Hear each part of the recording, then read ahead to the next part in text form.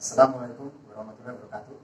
Eh, saya di sini yang menanti untuk memberikan motivasi pada paket keahlian desain permodelan dan informasi bangunan. Sebelum saya melanjutkan materi saya, perkenalkan nama saya adalah Catur Bayu Winantio. Kebetulan saya di sini mengajar untuk mata pelajaran gambar perangkat lunak.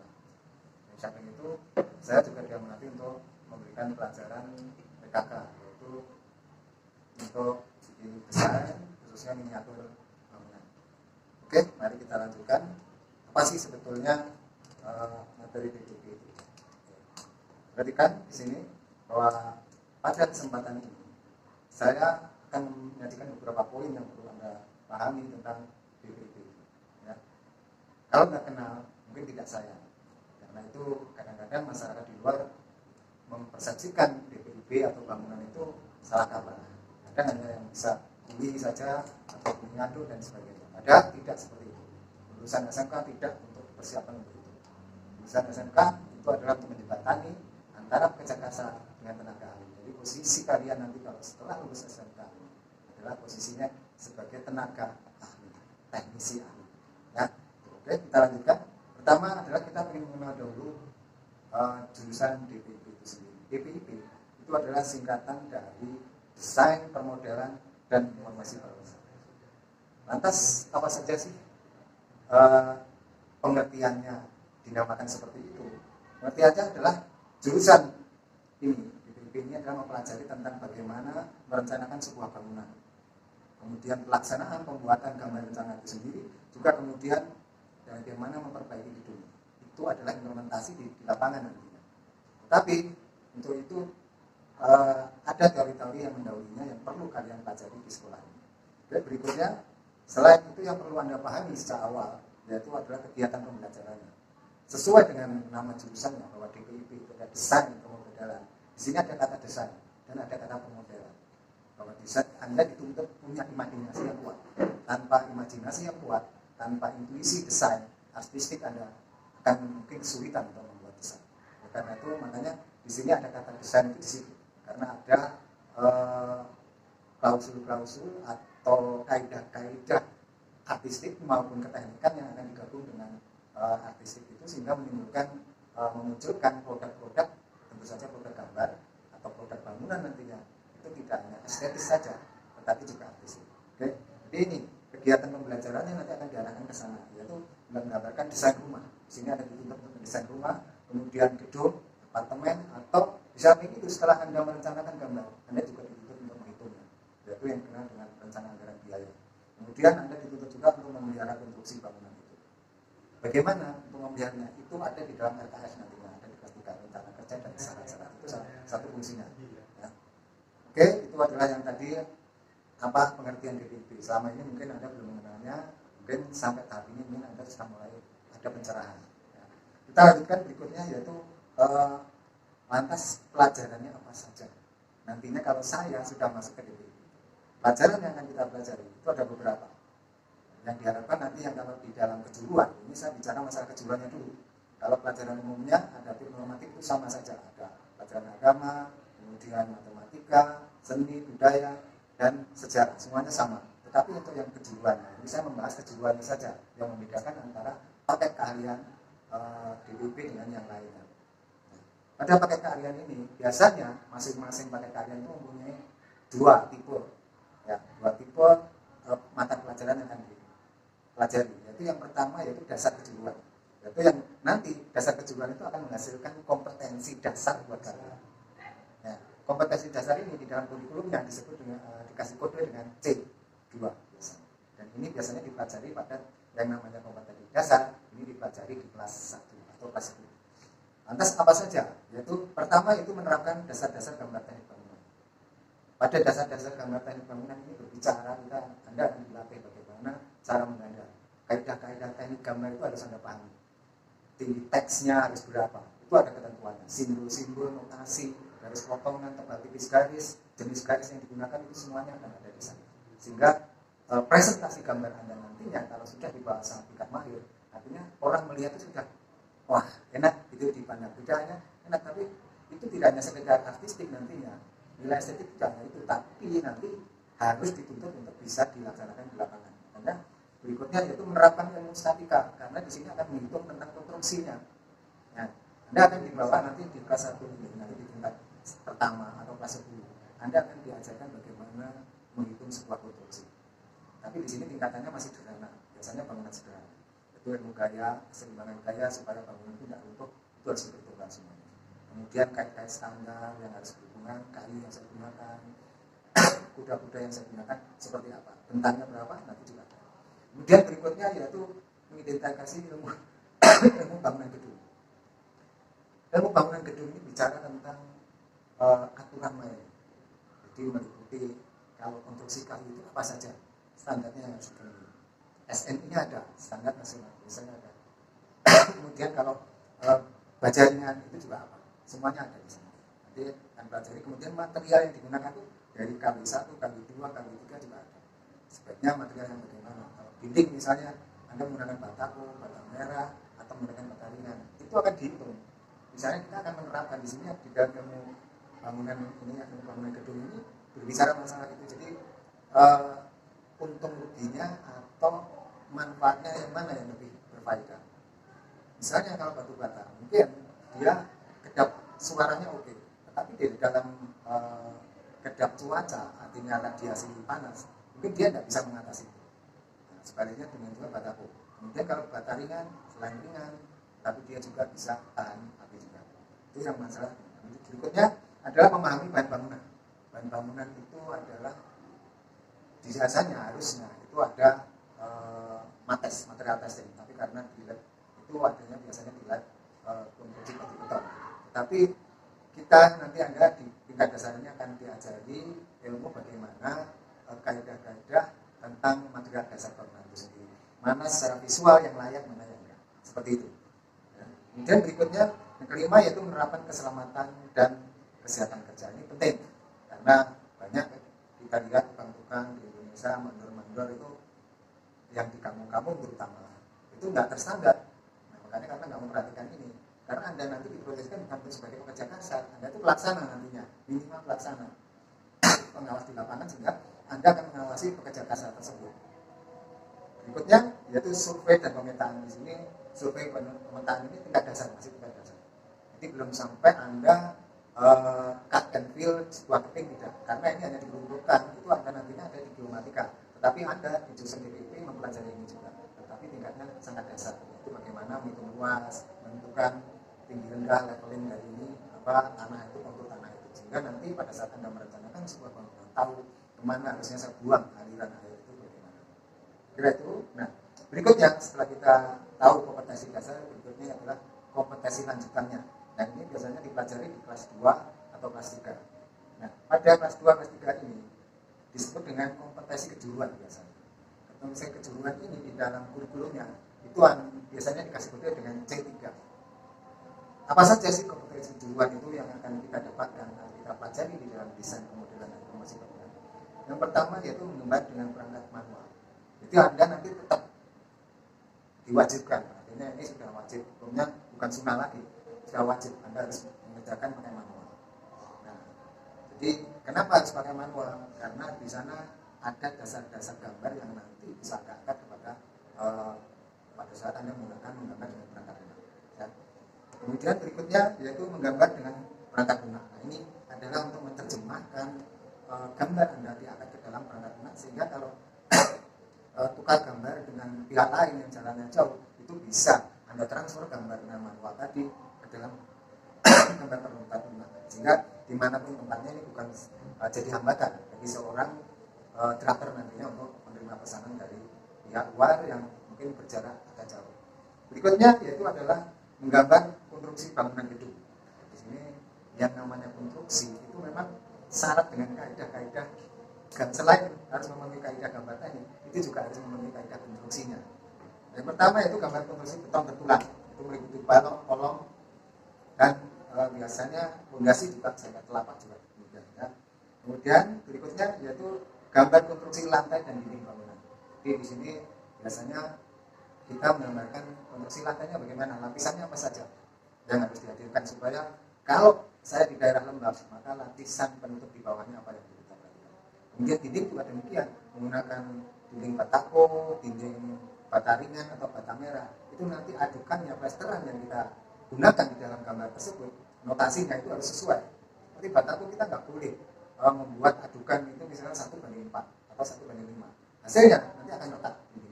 Maka di situ kaidah-kaidah konstruksi dipenuhi, tetapi di dalam penggambarannya kaidah gambar tekniknya juga harus masuk. Berikutnya yaitu adalah gambar rencana dinding penahan. Dinding penahan itu biasa disebut turap atau bahasa prokennya, bahasa kampungannya ini tanggul. Kita mau bikin tanggul itu ini dinding penahan. Biasanya itu diperlukan. Kemudian berikutnya itu gambar konstruksi kusen, pintu dan jendela. Nah, di sini juga yang namanya konstruksi sambungannya, bagaimana itu harus diperhitungkan dan kita mesti menggambarnya. Tidak hanya itu, tidak hanya menggambar sesuai konstruksi, tetapi ukurannya pun juga akan kita ini, artinya harus sesuai standar karena sudah ada standarnya, karena fungsinya itu harus memenuhi 10 unsur bangunan itu harus memenuhi fungsinya. Kalau tidak memenuhi fungsinya maka bangunan itu dianggap tidak layak. Kemudian berikutnya gambar konstruksi tangga. Nah, di sini sering kita lihat tangga itu terlalu curam. Kenapa terlalu curam? Karena tidak digambar atau direncanakan sesuai dengan standar. Kalau di aspek data itu sudah ada ketentuannya berapa antrinya, berapa outernya. Jadi lebar anak tangga berapa, tinggi anak tangga berapa. Dan itu didasarkan pada human resource-nya, orang yang menggunakannya. Jadi patokannya ini adalah average, umur rata-rata manusia itu diambil 17 tahun ke atas, dewasa. Yang anak-anak, nanti tangga untuk anak-anak SD beda lagi. Maka di sini perlu konstruksi yang seperti itu. Nah, kemudian berikutnya, ini masih lanjutannya, konstruksi langit-langit. Langit-langit itu adalah plafon. Nah, bisa dikenal dengan plafon. Berapa ketinggian yang diizinkan supaya rumah kita itu nyaman, nggak terasa panas. Kalau rumah kita di daerah dingin, misalnya daerah puncak, Cipanas atau di sini di Sarangan, maka bagaimana kita menyiasatinya supaya kita tetap hangat. Yaitu berikutnya gambar konstruksi atap. Gambar konstruksi atap itu biasanya didasarkan pada penutup atapnya. Asbes, genteng, atau pakai seng, itu biasanya didasarkan pada pemiringan atapnya. Masing-masing itu ada tersendiri, ada standarnya. Kemudian berikutnya gambar lintas gedung. Lintas itu adalah saluran pembuangan air kotor maupun air bersih. Kemudian gambar dekor interior dan eksterior. Jadi Anda nanti dituntut, nah di sini mulai dituntut Anda nilai-nilai estetik di dalam diri Anda memang harus dimunculkan di sini. Tanpa nilai estetik, maka dekor interior dan eksterior bisa bertabrakan. Dan harusnya minimalis digabung sama yang klasik, hasilnya amburadul.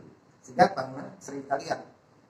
Kalau kita tekstur tropis, misalnya kita lihat bangunan tipe tropis, tropisnya minimalis atau misalnya country, itu akan berbeda. Nah, di sinilah nanti Anda akan belajar bagaimana kesan ruang itu interior itu supaya ringan, apa yang bisa hadirkan. Bagaimana sebenarnya warnanya apa supaya ringan itu ada. Jika kesannya kalau rumah kita kecil supaya luas, maka di situ kita berperan bagaimana. Termasuk warnanya harus kita hadirkan juga. Kemudian di samping itu di desain interior ini nanti yang khususnya itu Anda juga akan diajari tentang warna, padu padan warna. Di samping Anda akan mempelajarinya di seni dan budaya, karena di ruang makan kalau Anda lihat di kafe-kafe, kenapa sih lampunya kok temara? Itu bukan suruh biar mesra, biar romantis, juga enggak. Karena filosofinya kalau misalnya di rumah kita aja, coba di ruang makan Anda kasih lampu LED yang putih itu cerah sekali, maka begitu Anda dihidangkan makanan misalnya ayam goreng itu akan menjadi pucat. Itu menimbulkan nafsu makannya berkurang. Makanya kenapa filosofis di sini ada. Jadi maka di situ. Kemudian di ruang keluarga sebaiknya saya catnya warna apa? Itu ada di sana. Jadi kalau kita damai, tenang, yang namanya guyup, rukun itu ya kita ambil aja warna-warna alami yang ada ini. Kita tiru warna alam itu, kita hadirkan ini. Kalau pengen kesan kehangatan, pakai aja warna terokota, yaitu warna bata merah, itu menjadikan hangat. Itu seperti itu. Kemudian berikutnya yaitu gambar desain eksterior bangunan, yaitu tampak atau fasad bangunannya. Lihat dari depan yang menarik dan bagaimana. Berikutnya menerapkan material bangunan pada gambar rencana bangunan. Di sini material ini sangat berperan nanti pada saat kita menggambar itu Anda sebagai seorang kreator itu sudah akan menuangkan materialnya apa itu sudah harus diperhitungkan. Karena kalau ruangannya kedap, suara itu memang harus diperhitungkan. Nah, berikutnya itu kita akan membicarakan kompetensi lulusan yang diharapkan. Jadi setelah Anda belajar tadi, maka kompetensi apa, kemampuan apa yang diharapkan setelah Anda belajar di sini 3 tahun.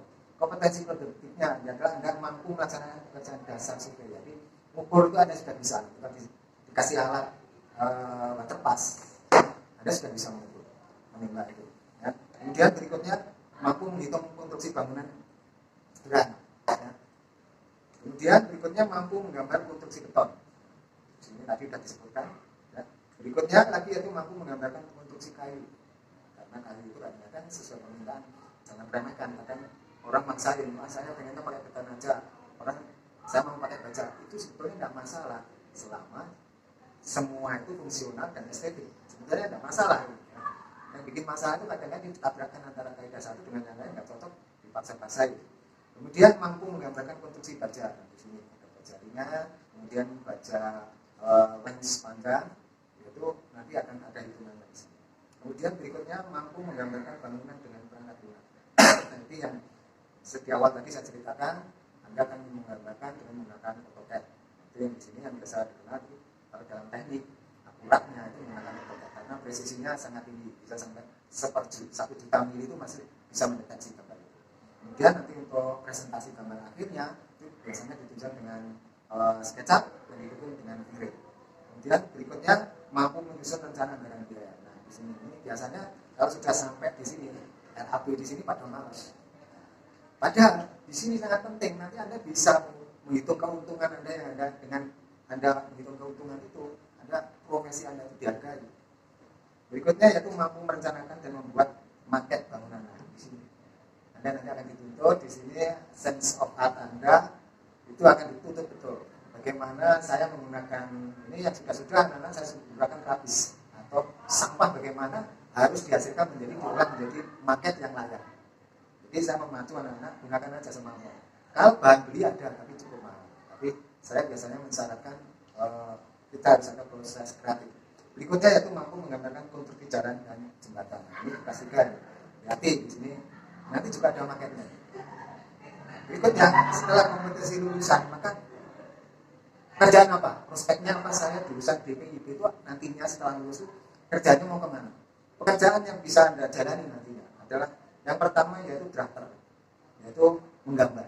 Anda sebagai seorang drafter nanti untuk menggambar, yaitu drafter bertugas membuat gambar bangunan, baik itu gambar rencana bangunan maupun gambar pelaksanaan. Jadi gambar nanti ada macam-macam, gambar rencana, soft drawing itu gambar kerja yang dikasihkan kepada mandor sama pelaksana. Kemudian yang berikutnya adalah gambar as-built drawing. As-built drawing itu gambar setelah dilaksanakan dari rencana itu. Di lapangan ternyata ada perubahan, maka di situ dibikinlah gambar as-built drawing. Kemudian berikutnya profesi Anda yaitu quantity surveyor. Apa sih quantity surveyor? Quantity surveyor itu adalah bertugas menghitung volume pekerjaan sebuah proyek bangunan. Kemudian material dan tenaga kerja yang lainnya yang dibutuhkan. Berikutnya yaitu pelaksana lapangannya. Di sini Anda profesinya nanti kalau dari SMK itu. Jadi yang selama ini katakanlah yang tahu jurusan bangunan jadi nanti cuma jadi kuli. Ya kalau nggak belajar beneran jadi kuli beneran. Tapi kalau Anda itu betul-betul rajin, karena begini loh, nanti kalian semuanya di SMK itu adalah sekolah menengah kejuruan. Anda akan menjembatani pekerja kasar, kuli-kuli tadi dengan staf ahli, yaitu yang para insinyur itu. Dan posisi Anda di tengah ini, sehingga Anda dituntut punya ilmunya insinyur juga punya ilmunya tukang. Di situ, ya, pelaksana lapangan ini tugasnya adalah memanajemen pekerjaan pembangunan.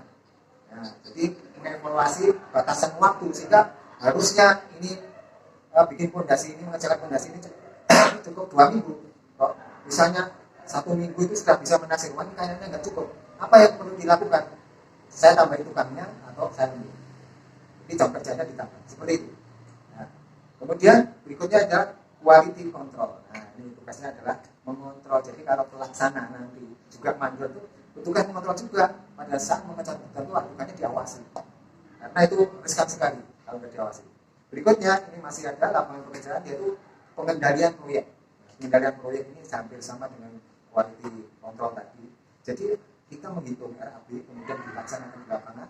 Bahannya apa yang didatangkan pada saat mengerjakan fondasi, mengerjakan dinding, tidak seluruhnya berat semen batu itu tempatnya di mana. Kemudian kalau seperti itu bersih langsung itu bisa karatan, bisa dicuri, makanya di situ perannya. Kemudian logistik proyek ini hampir sama dengan pengendalian proyek tadi ya. Kemudian berikutnya yang terakhir yaitu konsultan. Jadi kalau kapan profesi Anda bisa menjadi konsultan perencana?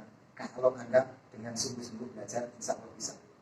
Ya, berikutnya yang terakhir yaitu kontraktor atau pemborong. Pengalaman kakak-kakak kelas ini yang sudah biasanya ini setelah 5 tahun saya dorong mereka harus bikin sendiri CV atau karena biasanya di tahap awal silakan Anda bekerja dulu, tabung, kemudian 2 tahun kedua Anda sudah mulai kuliah, itu akan lebih baik karena nanti Anda supaya nanti nggak tertinggal dengan yang dari SMA. Anda bekerja duluan, pengalaman lapangan Anda 2 tahun itu begitu diterangkan dosen, oh ya sudah, nganggur Anda sudah nggak khawatir lagi, seperti itu. Ya, ini melakukan kontrak kerja. Berikutnya yaitu kemana sih tujuan kita setelah lulus? Bagi yang misalnya tidak mau bekerja, mau melanjutkan bisa saja, apa saja, yaitu jurusan teknik bangunan sebenarnya bisa diterima di mana saja. Tapi di sini akan saya tampilkan jurusan apa saja atau fakultas apa saja yang ada di kota. Meskipun kadang-kadang saya juga heran ada alumnus yang diterima di BRI, di bank itu, kemudian di bank BCA. Ngapain kamu di sana? Pak, saya itu ternyata di bagian kredit untuk mengaudit orang yang mengajukan rehab bangunan atau mengajukan pembangunan. Nah itu saya yang mengaudit lah di situ. Makanya perkara api nanti akan berguna buat Anda. Nah jadi di sini teknik sipil dan perencanaan. Yang kalau Anda mau melanjutkan ke sipilnya ini bicara tentang konstruksi tadi. Kemudian teknik arsitektur, di situ ada estetika desain interior dan eksterior tadi. Berikutnya yaitu teknik industri. Kemudian yang terakhir yaitu ilmu keguruan di bidang bangunan seperti profesi Bapak saat ini. Tetapi itu tidak menutup kemungkinan begitu selesai ngajar sampai di rumah masih ada sambilan rumah gambar-gambar itu lumayan.